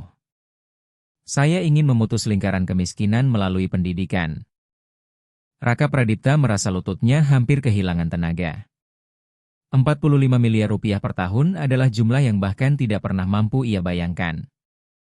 "Dan Raka Pradipta," lanjut Darmawan Pratama sambil menoleh kepada anak itu, "akan menjadi penerima beasiswa penuh pertama dari yayasan ini. Pendidikan terbaik, kursus bahasa, universitas, program pertukaran pelajar internasional, apapun yang diperlukan agar dia bisa menjadi penerjemah yang selama ini ia impikan."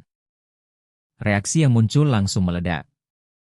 Banyak tamu mulai menangis tanpa bisa menahannya. Hendra Wijaya berdiri dan mulai bertepuk tangan, diikuti oleh seluruh orang yang hadir. Bahkan para karyawan rumah yang sejak tadi diam-diam menyaksikan semuanya ikut bergabung dalam tepuk tangan yang panjang. Larasati Widyastuti terduduk di kursi terdekat, sepenuhnya kewalahan oleh perubahan hidup yang tidak pernah berani ia bayangkan. Saya tidak tahu harus berkata apa," bisiknya. "Katakannya," dorong Nadira Maharani sambil menangis. "Katakannya dan ubahlah hidup ribuan anak seperti putramu." Raka Pradipta menggenggam tangan ibunya dengan lembut. "Ibu," katanya pelan. "Selama bertahun-tahun ibu mengorbankan impian ibu demi saya. Sekarang ibu bisa mewujudkan impian ibu dan impian saya sekaligus." Kata-kata itu seperti cahaya yang menembus hati Larasati Widyastuti. Ia memandang sekeliling ruangan, melihat wajah-wajah penuh harapan, melihat Darmawan Pratama menunggu jawabannya, lalu melihat putranya yang bersinar karena kebanggaan. Akhirnya ia menemukan suaranya. "Ya," katanya perlahan, lalu semakin kuat. "Ya, saya menerima tawaran itu. Bukan karena gaji atau jabatannya, tetapi karena saya percaya bahwa pendidikan adalah alat perubahan paling kuat. Saya menerimanya karena saya ingin anak-anak lain seperti Raka Pradipta mendapatkan kesempatan yang hampir tidak pernah ia miliki." Ledakan kegembiraan langsung memenuhi seluruh villa. Tepuk tangan menggema di setiap sudut ruangan. Orang-orang tertawa dan menangis secara bersamaan. Hendra Wijaya memeluk Yuda Santoso dengan penuh haru. Maya Paramita mencium kedua pipi Larasati Widyastuti seperti anggota keluarga sendiri. Dokter Bima Kusnadi menjabat tangan Darmawan Pratama dengan penuh semangat. Namun momen yang paling menyentuh terjadi ketika Darmawan Pratama berjalan mendekati Raka Pradipta, lalu berlutut agar sejajar dengan tinggi anak itu. "Raka Pradipta," kata Darmawan Pratama dengan suara yang penuh emosi. "Malam ini kamu telah menyelamatkan saya. Bukan hanya menyelamatkan kekayaan saya, tetapi juga menyelamatkan jiwa saya. Kamu mengingatkan saya bahwa tidak pernah ada kata terlambat untuk memilih menjadi manusia yang lebih baik." Ia mengulurkan tangannya. "Maafkan saya atas semua yang telah saya lakukan. Berikan saya kesempatan untuk menjadi orang yang dulu diharapkan ayah saya." Raka Pradipta tidak ragu sedikit pun. Ia mengabaikan tangan yang terulur dan langsung memeluk Darmawan Pratama erat. "Tentu saya memaafkan Bapak. Dan terima kasih karena telah memberi kesempatan baru kepada ibu saya. Beliau pantas mendapatkan lebih dari sekadar bekerja membersihkan rumah." Pelukan antara seorang konglomerat yang menemukan kembali kemanusiaannya dan seorang anak yang penuh kebijaksanaan begitu mengharukan hingga bahkan Ahmad Alatas, yang masih tertahan di dekat pintu keluar, diam-diam mengusap air matanya. Tepat pada saat itu suara sirene Polri mulai terdengar dari luar. Arif Wicaksono melihat layar telepon genggamnya. Petugas sudah tiba. Saatnya mereka bertiga menghadapi akibat dari pilihan mereka sendiri. Halil Baswedan melakukan usaha terakhir yang putus asa. "Darmawan, demi Tuhan, kami memiliki dokumen yang sah. Ini hanya kesalahpahaman." Namun Darmawan Pratama berdiri dan berjalan perlahan mendekati mereka. Ketika berbicara, suaranya tenang namun tegas. "Tahukah kalian apa yang paling menyedihkan? Kalian datang ke Indonesia dengan kesempatan untuk membangun kerjasama yang jujur dan menguntungkan. Kalian bisa memperoleh keuntungan secara terhormat. Tetapi kalian memilih jalan penipuan." Ia menggelengkan kepala dengan kecewa. "Pilihan kalian sendirilah yang membawa kalian ke titik ini." Beberapa detik kemudian para petugas Polri memasuki villa. Dokter Bima Kusnadi memperkenalkan diri sebagai kuasa hukum dan menjelaskan seluruh situasi, sementara para tamu menyerahkan rekaman video yang mereka miliki sebagai bukti. Ketika Ahmad Alatas, Halil Baswedan, dan Umar Sungkar dibawa keluar dengan tangan di borgol, Ahmad Alatas berteriak untuk terakhir kalinya.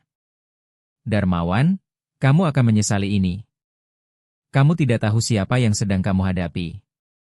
Namun Darmawan Pratama hanya menggeleng pelan. "Saya memang menyesali banyak hal dalam hidup saya, Ahmad. Tetapi membela orang yang tidak bersalah tidak akan pernah menjadi salah satunya."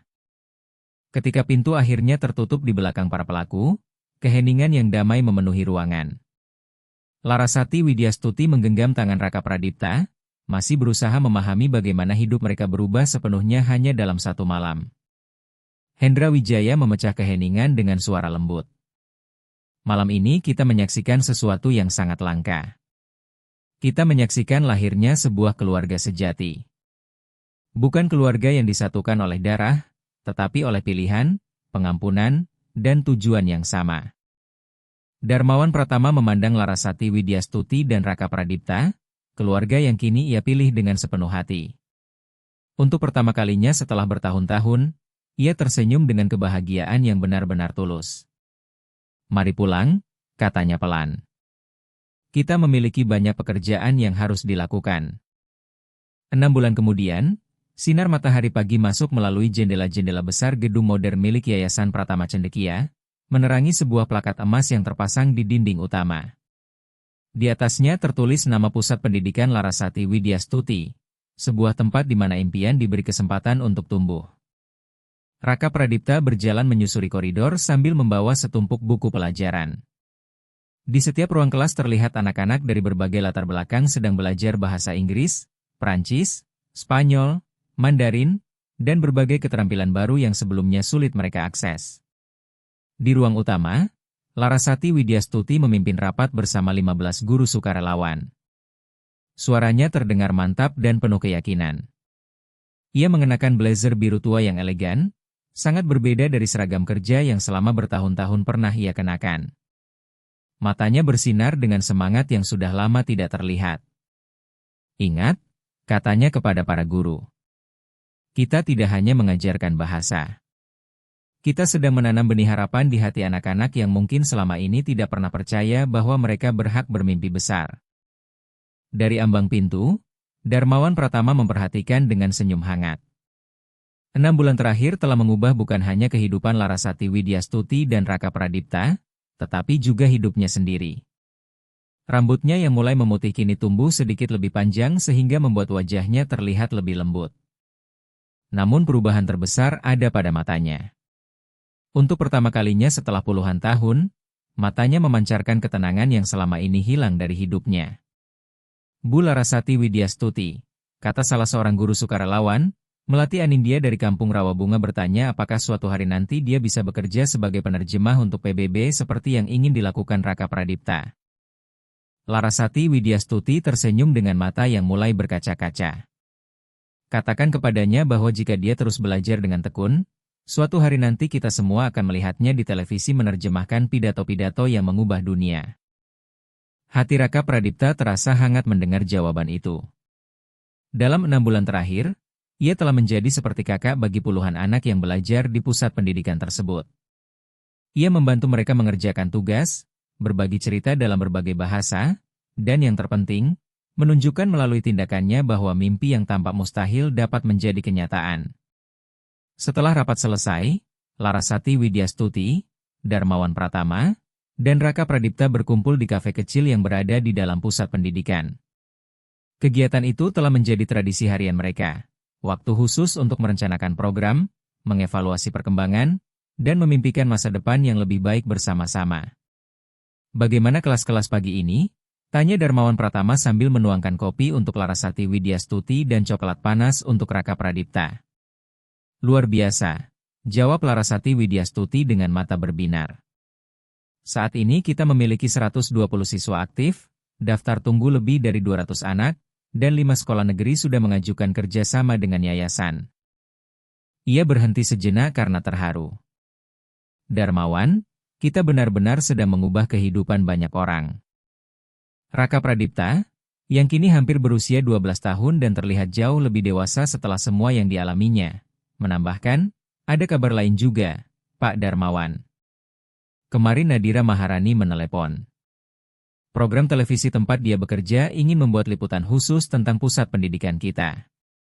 Katanya kisah kita bisa menginspirasi pengusaha lain untuk melakukan hal serupa." Darmawan Pratama tersenyum puas. "Bagus sekali. Semakin banyak orang mengetahui tentang program ini, semakin banyak anak yang bisa kita bantu." Ia lalu menoleh keluar jendela. "Tahukah kalian apa yang paling membuat saya takjub? Kalian berhasil mengubah kemarahan saya terhadap dunia menjadi keinginan tulus untuk memperbaikinya." Larasati Widyastuti menyentuh tangannya dengan lembut. "Bapak sendiri yang memilih untuk berubah. Kami hanya menunjukkan bahwa perubahan itu mungkin." Pada saat itu Dr. Bima Kusnadi masuk ke kafe dengan ekspresi serius, tetapi tidak terlihat khawatir. "Darmawan, Larasati, Raka," sapanya. "Saya membawa kabar terbaru mengenai persidangan." Ketiganya langsung memperhatikan. Kasus penipuan yang dilakukan Ahmad Alatas, Halil Baswedan, dan Umar Sungkar telah menjadi berita nasional setelah terungkap bahwa mereka melakukan kejahatan serupa di berbagai negara. "Mereka bertiga telah dijatuhi hukuman," kata Dr. Bima Kusnadi. "Masing-masing 15 tahun penjara dan diwajibkan mengembalikan seluruh hasil kejahatan yang pernah mereka ambil dari para korban." Ia menoleh kepada Raka Pradipta. Hakim menyatakan bahwa keberanianmu telah menyelamatkan bukan hanya keluarga ini, tetapi juga puluhan keluarga lain yang kemungkinan akan menjadi korban berikutnya. Raka Pradipta merasakan campuran perasaan lega dan sedih. Saya sebenarnya tidak ingin mereka menghabiskan hidup di penjara, katanya pelan. Saya hanya ingin mereka berhenti menyakiti orang lain. Dan kamu berhasil melakukannya, jawab Dr. Bima Kusnadi dengan penuh kekaguman. Tahukah kamu apa yang paling membuat hakim terkesan? Fakta bahwa kamu memilih menyelamatkan seseorang yang baru saja mempermalukanmu beberapa menit sebelumnya. Hakim mengatakan bahwa ia belum pernah melihat kemuliaan hati seperti itu pada anak seusiamu. Larasati Widyastuti langsung memeluk putranya. Kebanggaan terpancar dari setiap senyum dan air mata yang ia miliki. Hatimu selalu menjadi anugerah terbesarmu, Nak. Jauh lebih berharga daripada semua bahasa yang bisa kamu kuasai. Darmawan Pratama berdiri dan berjalan menuju jendela. Dari sana ia melihat anak-anak bermain di halaman pusat pendidikan. Tahukah kalian apa yang saya pelajari selama beberapa bulan terakhir? Katanya dengan suara yang penuh emosi. Kekayaan yang sesungguhnya bukanlah apa yang kita kumpulkan untuk diri sendiri, melainkan apa yang kita tanam dalam kehidupan orang lain. Pada saat itu Hendra Wijaya, yang kini menjadi pendukung utama yayasan dan sering berkunjung, masuk ke dalam kafe. Bersamanya ada Arif Wicaksono dan, yang mengejutkan semua orang, Maya Paramita. Ketiganya tersenyum lebar seolah membawa kabar baik yang akan kembali mengubah perjalanan hidup keluarga yang telah dipersatukan oleh pilihan, pengampunan, dan harapan itu. Maaf mengganggu, kata Hendra Wijaya dengan senyum misterius. Tetapi kami membawa kejutan untuk kalian. Di sampingnya, Arif Wicaksono memegang sebuah amplop resmi yang dipenuhi cap dan logo organisasi internasional. Raka Pradipta, katanya sambil menyerahkan amplop itu, apakah kamu masih ingat ketika mengatakan ingin menjadi penerjemah untuk PBB? Anak itu mengangguk dengan rasa ingin tahu yang besar. Baik, lanjut Arif Wicaksono. Kebetulan saya memiliki beberapa kenalan di UNESCO. Mereka mendengar kisahmu dan sangat terkesan, bukan hanya oleh kemampuan bahasamu, tetapi juga oleh kedewasaan dan karakter yang kamu miliki. Ia menyerahkan amplop tersebut kepada Raka Pradipta. Mereka ingin mengundangmu mengikuti program khusus Duta Muda Internasional. Kamu akan menghabiskan 6 bulan di Jenewa, belajar sekaligus membantu berbagai proyek pendidikan global. Raka Pradipta terdiam dengan mulut terbuka. UNESCO. Jenewa. Itu jauh melampaui semua impian yang pernah ia berani bayangkan. Tetapi ada satu syarat, tambah Maya Paramita dengan senyum jahil. Ibumu harus ikut sebagai koordinator pendidikan program tersebut. Rupanya mereka juga sangat terkesan dengan pekerjaan yang telah beliau lakukan di sini. Larasati Widyastuti langsung menempelkan kedua tangan ke dadanya sementara air mata mengalir tanpa henti. Ini sungguh nyata, bisiknya. Sangat nyata, jawab Hendra Wijaya. Dan masih ada kabar lain. Yayasan Pratama Cendekia baru saja menerima proposal untuk memperluas program ini ke 10 kota besar di Indonesia dengan pendanaan penuh dari berbagai organisasi internasional. Darmawan Pratama bersandar ke kursinya, benar-benar terharu. Dalam waktu kurang dari 1 tahun, ia telah berubah dari pria yang hidup dalam kepahitan menjadi bagian dari gerakan yang mengubah kehidupan ratusan anak. Darmawan, kata Larasati Widyastuti dengan lembut. Apakah Bapak mau ikut bersama kami? Program itu juga membutuhkan direktur administrasi yang memiliki pengalaman mengelola organisasi besar. Untuk pertama kalinya dalam puluhan tahun, air mata kebahagiaan murni mengalir di wajah Darmawan Pratama. Kalian benar-benar ingin saya ikut setelah semua yang pernah saya lakukan? Raka Pradipta segera mendekat dan menggenggam tangannya. Tentu saja. Bapak adalah keluarga kami sekarang. Dan keluarga selalu bersama. Kata keluarga bergema di seluruh kafe seperti sebuah berkah. Bukan keluarga yang disatukan oleh hubungan darah, tetapi keluarga yang lahir dari pilihan, dibangun oleh pengampunan, dipelihara oleh kasih sayang, dan dipersatukan oleh tujuan yang lebih besar daripada kepentingan pribadi siapapun. Arif Wicaksono diam-diam melepas kacamatanya untuk mengusap mata yang mulai basah. Tahukah kalian bahwa kisah kalian telah menginspirasi pembentukan yayasan serupa di 3 provinsi lain, katanya. Kisah anak yang menguasai 4 bahasa ini sedang menjadi gerakan nasional. Raka Pradipta tersenyum sederhana. Itu kabar baik. Saya selalu berharap kisah saya bisa membantu anak-anak lain yang tumbuh dalam keadaan seperti saya. Saat matahari sore mulai tenggelam di balik jendela pusat pendidikan dan mewarnai ruangan dengan cahaya keemasan, ketiganya duduk bersama di sebuah sofa sambil membicarakan masa depan. Di luar, suara tawa anak-anak yang bermain di halaman terdengar seperti musik yang menenangkan hati. Tahukah kalian apa yang paling membuat saya terharu? Kata Larasati Widyastuti sambil memandang anak-anak itu. Sekarang setiap anak di sini percaya bahwa mereka bisa menjadi apapun yang mereka impikan. Astronaut, dokter, presiden, ilmuwan, atau penerjemah di PBB. Darmawan Pratama tertawa kecil, tawa yang hangat dan tulus, tawa yang sudah lama ia lupakan. Dan semua ini bermula ketika seorang anak pemberani memutuskan untuk menghadapi seorang perundung sombong di rumahnya sendiri. Tidak, koreksi Raka Pradipta sambil tersenyum. Kebijaksanaan yang sama masih bersinar di matanya. Semua ini bermula ketika seorang ibu memutuskan bahwa cintanya kepada anaknya lebih kuat daripada semua kesulitan hidup. Dan berlanjut ketika seorang pria memilih mengubah rasa sakitnya menjadi belas kasih, bukan menjadi kepahitan. Kata-kata anak itu menggantung di udara seperti doa yang penuh makna. Sebuah kebenaran sederhana yang menyentuh setiap hati yang hadir. Di saat itu mereka semua memahami bahwa perubahan terbesar dalam hidup tidak pernah dimulai dari kekayaan, kekuasaan, atau keberuntungan. Perubahan selalu dimulai dari keberanian untuk memilih kebaikan ketika dunia memberi alasan untuk melakukan sebaliknya. Malam itu, ketika anak-anak terakhir meninggalkan pusat pendidikan Larasati Widyastuti bersama orang tua mereka, banyak di antaranya kini juga mengikuti kelas malam untuk orang dewasa. Larasati Widyastuti, Darmawan Pratama, dan Raka Pradipta berdiri di beranda sambil memandang langit yang dipenuhi bintang. Ibu, kata Raka Pradipta dengan lembut. Apakah ibu masih ingat ketika ibu mengatakan bahwa ilmu pengetahuan adalah satu-satunya hal yang tidak bisa dirampas dari saya? Larasati Widyastuti mengangguk sambil tersenyum hangat. Ibu hampir benar, lanjut Raka Pradipta. Tetapi saya menemukan sesuatu yang bahkan lebih berharga. Cinta yang kita bagikan, keluarga yang kita pilih, dan kebaikan yang kita berikan kepada dunia. Itulah hal-hal yang benar-benar tidak bisa diambil oleh siapapun.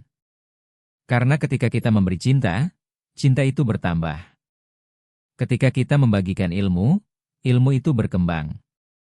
Dan ketika kita memilih untuk memaafkan, kita membebaskan diri kita sendiri. Mendengar itu, Darmawan Pratama merangkul bahu mereka berdua. Anakku, katanya.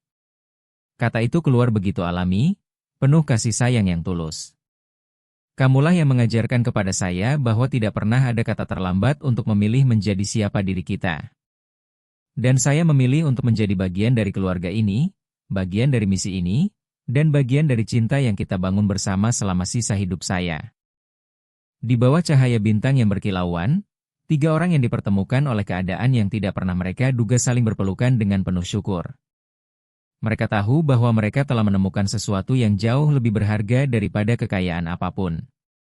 Mereka menemukan tujuan hidup yang bukan hanya mengubah diri mereka sendiri, tetapi juga mengubah kehidupan ratusan orang lain. Dan di sebuah rumah sederhana di Kampung Rawabunga, seorang anak perempuan berusia 8 tahun bernama Melati Anindya sedang berlatih bahasa Inggris di depan cermin kamarnya sambil membayangkan dirinya suatu hari bekerja untuk PBB. Persis seperti yang pernah dilakukan Raka Pradipta bertahun-tahun sebelumnya. Dengan cara itulah lingkaran harapan dan kasih sayang terus berlanjut, menyebar dari satu hati ke hati yang lain tanpa batas. Kisah mereka menjadi bukti bahwa ketika manusia memilih untuk melihat martabat dalam diri setiap orang, tidak peduli latar belakang atau keadaan mereka, keajaiban-keajaiban kecil akan lahir dan terus bergema dari satu generasi ke generasi berikutnya, mengubah dunia sedikit demi sedikit menjadi tempat yang lebih baik bagi semua orang.